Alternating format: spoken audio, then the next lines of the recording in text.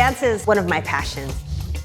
My best friend and I started a splinter dance company, traveling the world and dancing to raise the awareness of social justice issues.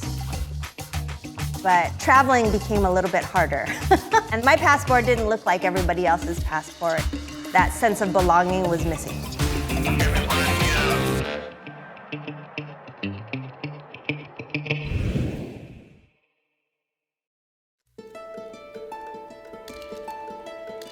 During one of our presidencies, there was a lot of talk about the relationship with the Philippines and the US, and that maybe Filipinos who are not citizens may be deported. And I thought to myself, oh my gosh, I've been here over 40 some years and I'm not a citizen, and I have a fear of being deported.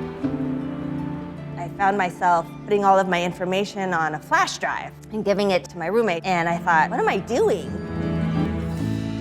Not getting that citizenship has another story, because my mom, when she first studied to get her citizenship, she was really excited. She studied so hard.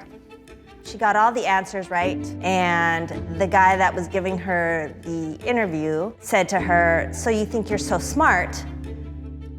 He gave her a surprise question and flunked her. That was traumatic for me as a young person, and I think that's why I never took the test. But then I realized, you know what? I need to do this for me.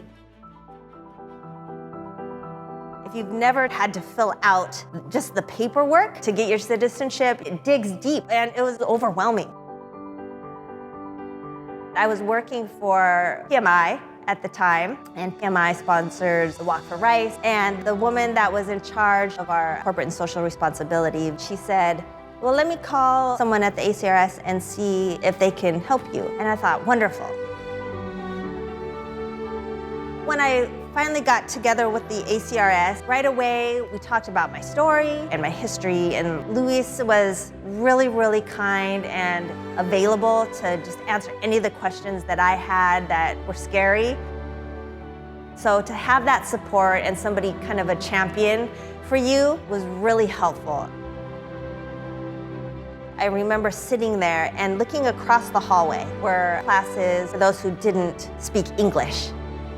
It just kind of brought me back to thinking about my own childhood and my mom coming here from the Philippines at such a young age, not knowing anyone or anything. There's such a large amount of services that the ACRS provides that I can only imagine how my mom would have navigated the world and the city having had that support system. I got sworn in 2019, July 4th. It was a happy moment.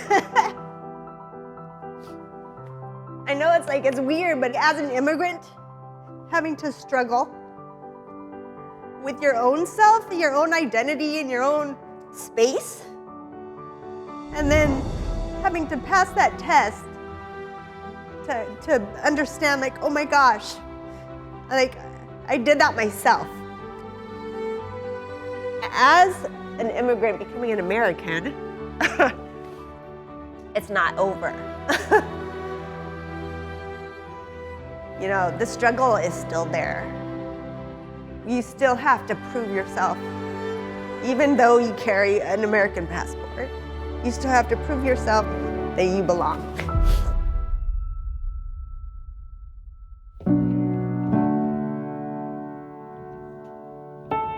If I had a chance to say something to the ACRS founders today, I don't believe thank you would be enough. And I want to live my life and exemplify everything that they have built the ACRS off of. Whether it's rolling up the sleeves and giving out hot dogs at an event, or if it's getting on the phone and encouraging people within my own community to vote. I feel is my obligation and my duty as a citizen.